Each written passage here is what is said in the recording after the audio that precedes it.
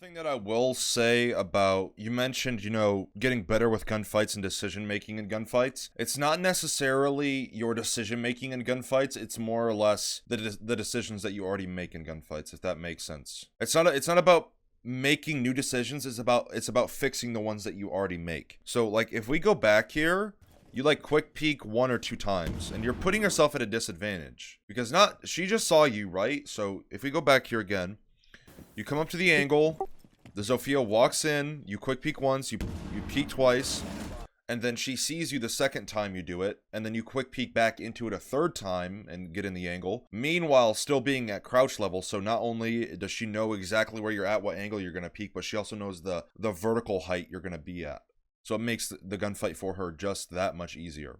What is going on, guys? 821 Mayo here, and today we're going to be having ourselves another viewer VOD review video. Now, before we actually jump into the VOD, I quickly want to mention that 40% of you guys aren't subscribed. So if you enjoy my content, consider hitting that sub button. Also, I want to mention that I'm doing coaching now. So if you're interested in having a one-on-one VOD review session like this one here, or just, have an overall coaching session where you write down a list or you write down things that you struggle with, and then I try my hardest to help you. You can also go to my Discord to see full reviews from other clients that have already had coaching sessions with me. So if you're a little skeptical and you don't really know if you want to commit the money to it, there's a few coaching session reviews in my Discord. There's a whole text chat for it, and I try to tell them to be as transparent as possible so that way there's no misconceptions. I don't want to make them feel biased to the point where they have to write out a good review even though they didn't benefit from the session. So I tell them to be as honest as they can be and speak their mind. I don't tell them, to sugarcoat anything or anything like that. I want them to be as honest as possible so that way I can improve for anyone who I might have a coaching session with in the future. Now, with all of that being said, let's jump into the VOD. All right, so looking at his form so far, he is a consistent Plat 2, Plat 3 player with a 1.3 KD. So that's pretty good so far, stats-wise. He had a .95 something last season, so it's a little on the lower end, but still not too bad. You could still be playing support operators and having a great impact of importance during a round or a game playing, support operators like a hard breach or something. He says he wants to focus on gun skill and decision-making in gunfights. I've been hitting Plat 2 for the last few seasons, but inconsistent in some of the matches. The thing that comes with inconsistent in some of the matches is that's going to happen. It's ranked. We're not robots. You can't do the same thing over and over the exact same way. You might get 10 kills one game and the next game you get 0, right? Like, that's not really on you. But what's important, what you do there is you take the thought of you playing bad or playing inconsistent and put it into something else that will be beneficial for you and your team. So whether that's, using your utility properly or more efficient than you were, droning well, watching pre-placed drones in the prep phase, allow entry fraggers to take map control faster. Those little things is what really makes the difference between you worrying about something that you shouldn't be worrying about and putting that same thought into something that could benefit you and your team, right? And then you say, I want the little boost to help me up to hold my own in those higher ranks. This video was a solo queue match in high gold plat elo. Okay, the boost I will get on to, I'll get to later on just to see your gameplay and stuff like that. I'll kind of be able to help you there because you might be making mistakes, and I could help you with those mistakes, and then that will give you that boost to kind of feel more confident in these ranks. This is really, really good to see. I know a lot of people, whenever you're playing Ash or Zofia, if there's ever a Cade, Claw, or Bandit Batteries or a Mute Jammer on the attic wall, a lot of people will go into meeting, but what they don't realize is they can do this very simple thing of shooting a piece of the wall open and then shooting, your Ash Charger, Zofia Impact, to get rid of the wall denial. So I'm really, really happy to see that you're doing that, because instead of going through Green Hall into meeting and sticking your neck out, you can simply just do this and do it from a much safer area. So good job on that. Good job on the flank watch there as well. I don't know where that castle came from. I'm assuming he was in T1 somewhere, maybe ratting, or came up the stairs. But either way, good pick there.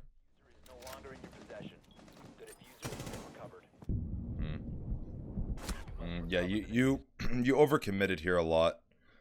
So right around here is when you should have retrieved the diffuser.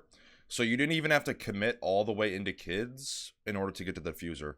Because if you look at the situation right now, you're in a 3v2 situation, right? There's the Ella and someone else alive, and then you have the Ash, Sophie, and the Thermite on your team. So you overcommitted here, and by you dying, you've now made the man count even on both sides. Because now you have the Therm and Zoe, and you're dead. Then you also have the Ella, and I think it might be a Vigil. But your main objective there should have been to get the diffuser, not to go for the gunfight. I can see why you would want to go for the gunfight, but you don't need to. You kind of wanted to, right? So it's important to realize the difference there. Understand the situation that you're in, because again, you know you have man advantage. You have plenty of time left in the round. You know at least where one is at, Ella and the kids, just simply because she killed the Hibana and the Ace a few moments ago. So, kind of try to pump the brakes there a little bit. Must recover the diffuser. There's not really much going on during this round so far. Pretty much you've gotten rid of Barbed Wire, a Lucian, and a Rooney. It's pretty much been you and the Zofia in bunker so far, and you guys are just kind of clearing it, taking control of it. For anyone who is interested in the context, they were not holding elbow, so that's a huge advantage. If you ever realize that the enemies aren't, if the defenders aren't holding elbow on Oregon, you need to be taking bunker control, because that is a huge piece of map control. Very fast, not only because it's going to be much more time efficient, because you know you have to burn utility and stuff like that, which brings me to my next point of it's going to be extremely utility efficient. Having bunker control is a great benefit for the attackers, because not only can you hold off the cross in the hallway here, the little hallway, if you go to elbow itself, let me see if I can actually take the recording back here a little bit to when you were elbow. So as I was saying, if you get elbow control like this really fast, by the way, you should try to bring the Mav instead of the Ace if it is up, because Mav is a great operator. Because now what you've put the situation that you've put yourself into is, you know, you have these walls electrified and you have Ace, but you can't open them because they are electrified. So if you have Mav up on most maps, it's usually a better bet to bring him instead of, you know, bringing an Ace or Hibana, because, you know, bringing a Hibana with a Mav is great, or bringing an Ace with Mav is also great, because they are distance hard breachers. Meanwhile, Thermite and Mav are kind of closer range, like they have to actually be on the wall in order to get it. Meanwhile, Ace can throw his Selmas from a distance, and Hibana can shoot them from a distance, right? So those are always really good good pairs to have, you know, the Mav or Hibana, or the Mav or Ace. But anyways, now that you have the Ace but not the Mav, you cannot open this wall. And the reason why this wall is so important is because it cuts off the entire rotation ability for the defenders. So you have the hallway, like you have the long hall here, right?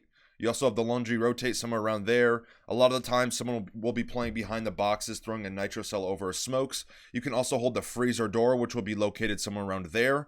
So you can cut off all of the major points of positioning of the attackers by holding one angle. And you can also cut off the rotation ability. So if you clear anything from this angle here, if you clear anything from the angle that you're holding through the elbow wall to the right, if you know nobody is in that area, then you can plant on the door.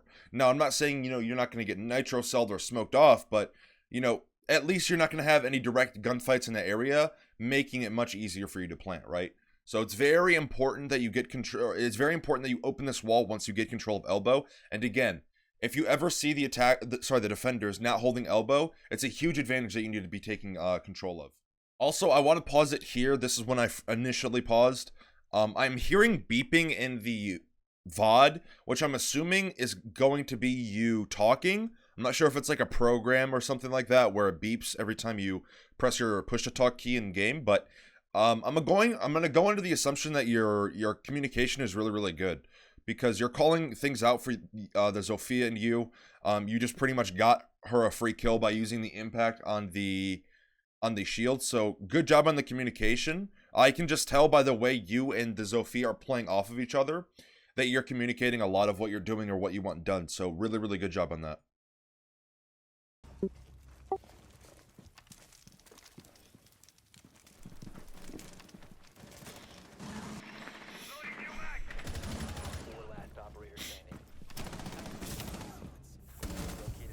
Good job.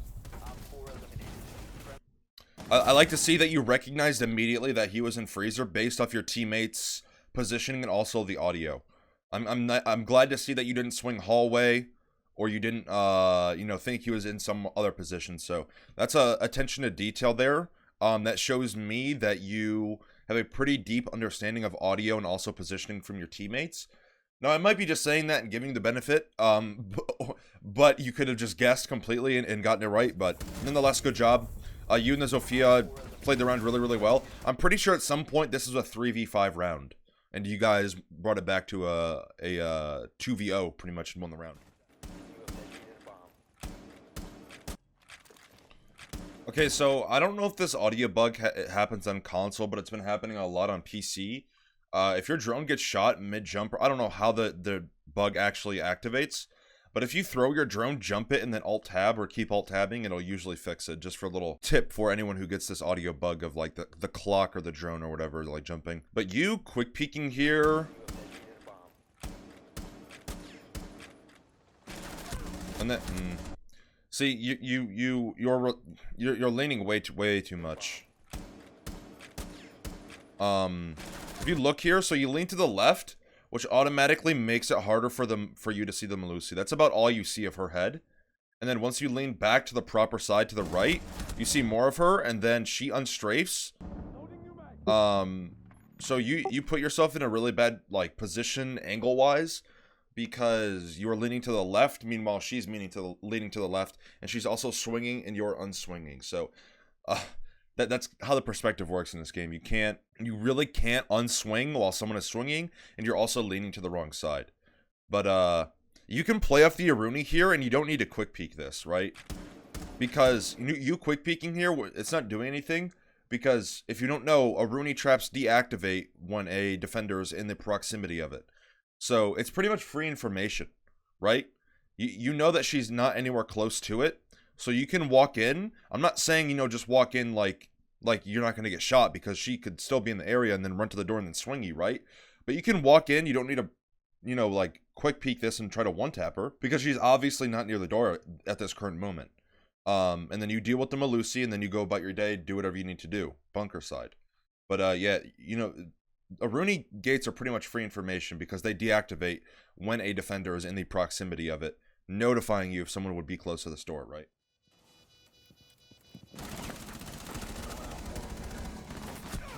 Nice try. Instead of playing through the rotate, you could have gone through closet as well, right? I'm pretty sure the wall is open. I'm trying to catch a good glimpse of it. Let me see. Oh man, you're moving way too fast. I can't see, but you know, you can still play through closet for the most part.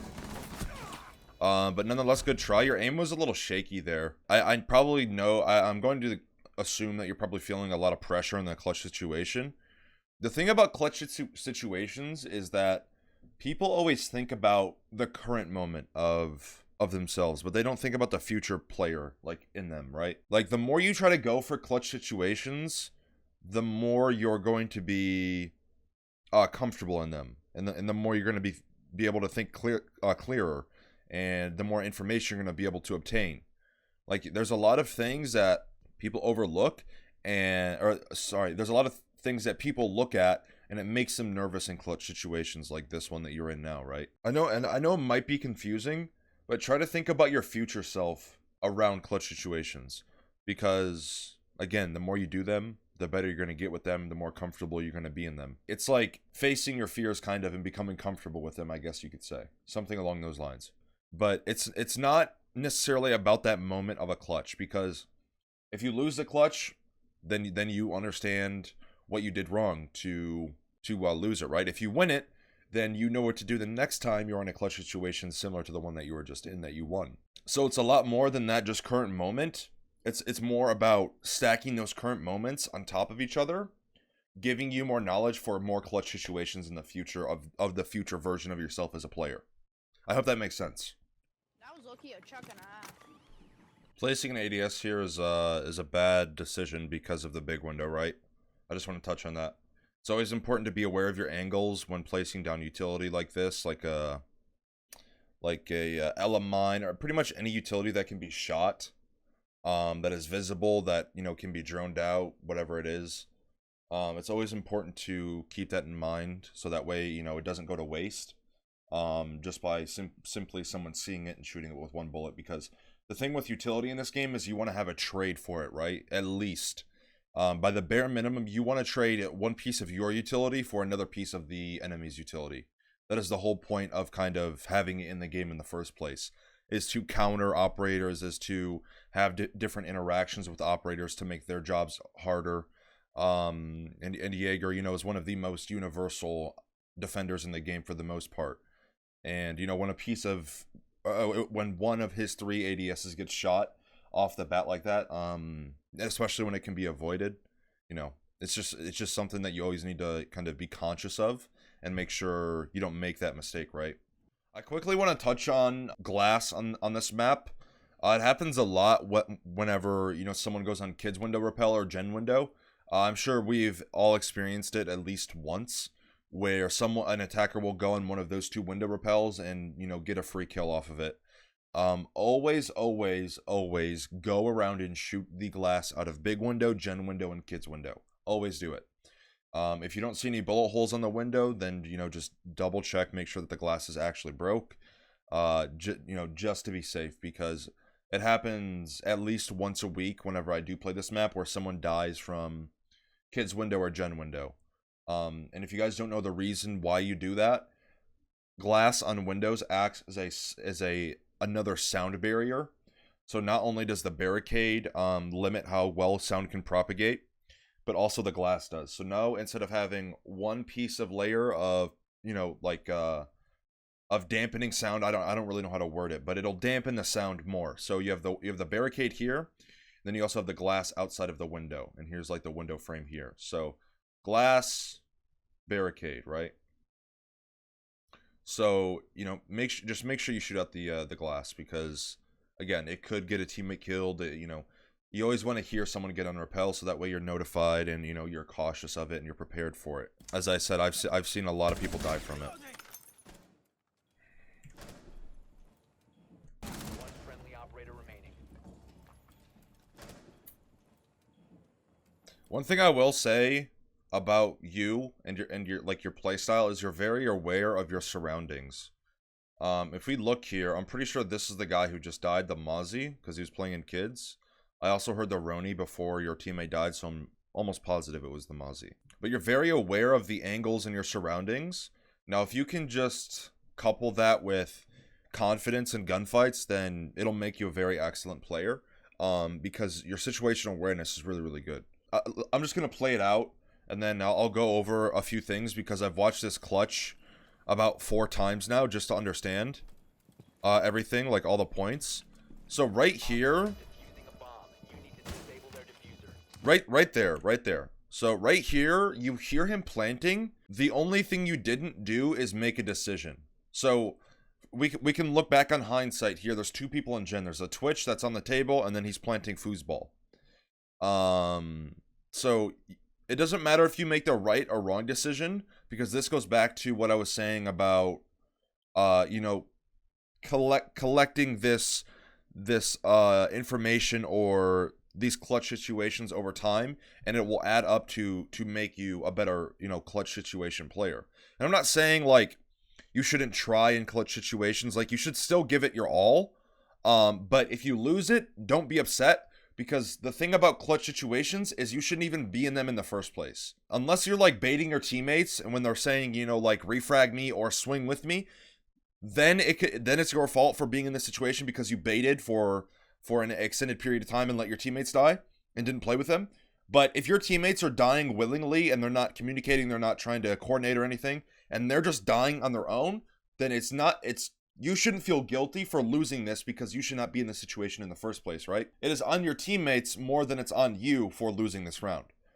But you have 2 decisions here to make. You can either fight the Twitch, who's on the left on the table, or you can fight the planter. Now, I would probably want to go for the planter here, just because, you know, if I kill the planter then kill the Twitch, I have roughly probably 55 seconds to a minute left. So, you know, having a minute or so left is much better than, you know, being crunched for time and trying to, you know, kill the last 4 people when the diffuser's also planted, right? So a minute left versus 45 seconds is always going to be better. You're also going to have diffuser control. So if you kill these two people gen, then you can play with the diffuser. But what I want to talk about more specifically is making a decision here. Because even if you make the right or wrong decision, whatever you think was the best one in this situation is what you should have gone for. Because you're jumping back and forth between these two areas because you really don't know where he's planting. If you make the wrong decision, that's fine. If you make the right one, that's great. Okay? See, like you jump back and forth, right? And then you get a little overwhelmed. And then you eventually kill the Zofia, who was the one planting. And then you kind of run around a little bit. So we'll just play it out even more. You have been spotted by hostiles. Fall back. Diffuser located. Disabled. All friendlies were eliminated. So in my opinion, I don't think going for the Twitch there was the right decision to make. Because she still has to shoot out the window, reload, get on rappel, and then get, hold the angle. She is probably going to be the safest player. She is going to be the player playing the most safe. Because not only is she on rappel, but she has a direct line of sight on the diffuser. So killing her is going to be the hardest. You can argue that you would go for her first, but she's not even in her position yet. So you would have to probably jump out of classroom to kill her. Or sorry, gen window to kill her. And then, worry about the other two people, which you're going to be detected, and then you have to run up main stairs, and then they're going to be holding trophy doors. So it's not going to be... I don't know. That was a very hard situation to try to win, though. I will say that much. You gave it your all, but the only thing that I'm really going to say about that is commit to a decision, no matter if it's the right one or the wrong one.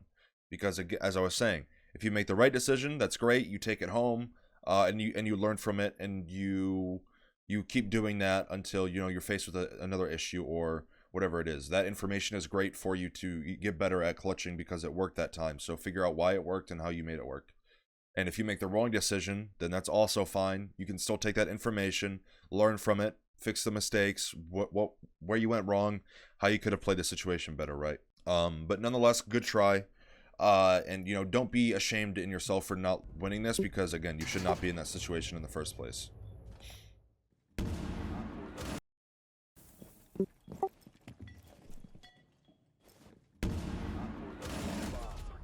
One thing that I will say about, you mentioned, getting better with gunfights and decision-making in gunfights. It's not necessarily your decision-making in gunfights, it's more or less the decisions that you already make in gunfights, if that makes sense. It's not about making new decisions, it's about fixing the ones that you already make. So, like, if we go back here, you, quick peek 1 or 2 times, and you're putting yourself at a disadvantage. Because she just saw you, right? So if we go back here again, you come up to the angle, the Zofia walks in, you quick peek once, you peek twice, and then she sees you the second time you do it, and then you quick peek back into it a third time and get in the angle. Meanwhile, still being at crouch level, so not only does she know exactly where you're at, what angle you're going to peek, but she also knows the vertical height you're going to be at. So it makes the gunfight for her just that much easier. But what I want to get at here is every time you enter an angle and leave an angle, when you re-enter the angle, you're giving the advantage back to the attacker. Because we can look at this gunfight one more time where you do it 1, 2, 3 times, and by the second time, she recognizes you and your movements, and then the third time you're dead. And I don't even think you hit like 2 bullets on her, I think. Like, we can see it there. Like, you're quick peeking. You see her. On that second peek, when you see her, you shouldn't have gone for just like a 1 bullet and then unpeeked and then repeeked. You should have committed to that swing because not only is she Elamine, but she's also looking freezer. So you have 2 huge advantages there. She can't hear or see. She's also holding a completely different angle than the one you're peeking on. So you need to recognize that and commit to the angle instead of, going in and out of it, right? So that's I've seen that a few times in this VOD, actually, of you kind of doing that where you enter an angle, leave it, and then re-enter it. Instead of doing that, just hold the angle. And if you're uncomfortable holding it, then, get some information on it. Again, when you do stuff like that, you're giving the advantage to the Zofia, who should have definitely not won that gunfight. As I said, she was Elamined, and she was also looking into freezer, so There's a lot that you could have capitalized on, but you didn't. It's important to, you know, again, hold the angle instead of trying to quick peek it. But that is going to wrap up today's video. If you enjoyed, make sure you guys leave a like and subscribe to the channel. I would greatly appreciate it. As I said at the beginning of the video, 40% of you guys aren't subscribed. So if you have not hit that sub button already, I would greatly appreciate it. You can also find the link to my coaching down below in the description, my Patreon, and also links to all my social media as well as my orgs. So make sure you guys go show those links some love. If you want to drop me a follow on social media, I would appreciate it, as well as the Wichita Wolves. But to kind of wrap up the VOD review for you, I would definitely, again, commit to a decision instead of being indecisive, because, you know, you have good aim when you need it. You have good situational awareness. I think the only thing that you're really lacking is commitment. And that also lies under confidence, because if you're not confident with a decision, then you're going to half-ass it, right? It's just how it is.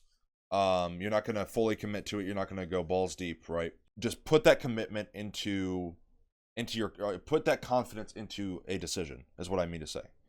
And it'll really help you out, because I think you're a good player. You're just lacking a few things in the right spots, so to speak. But yeah, I hope the VOD review helped you out, whoever submitted it. And yeah, that's gonna be it for today's video. I appreciate the love, boys. And yeah, I hope you guys enjoyed. Hope you learned something new, and I will see you guys in the next video.